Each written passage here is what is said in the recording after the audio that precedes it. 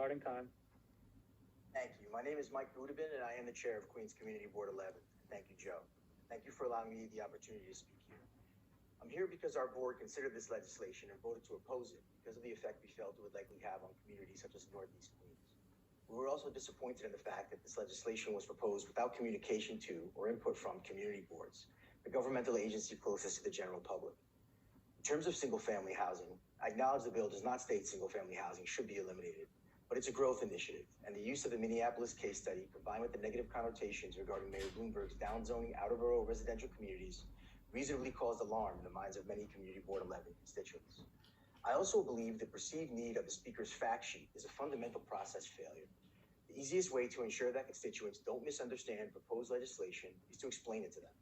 But we received no notice from the Speaker's office and no offer to meet with us for input in advance of this bill's proposal.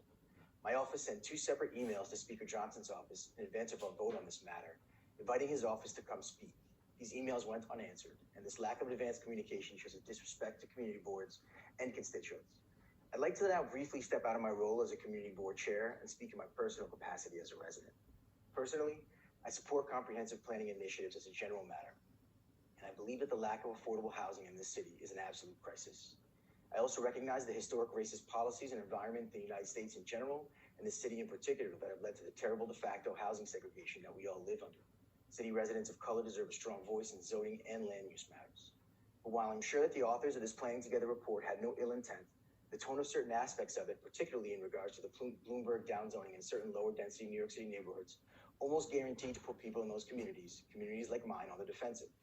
I can tell you that the people that I know in my area care deeply about land use because they love the combination of single-family living, yard space, participation in the New York City community, and access to all the wonders the city has to offer, not to insulate them from other New Yorkers.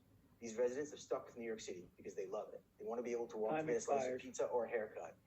I know that that's one of the reasons that I live in Bayside. We need much, much better communication from the government to its constituents to allow bills like this to work and form a partnership. It would have helped if those city council members had listened to stay and hear what the community had to say about this. Many of them have left.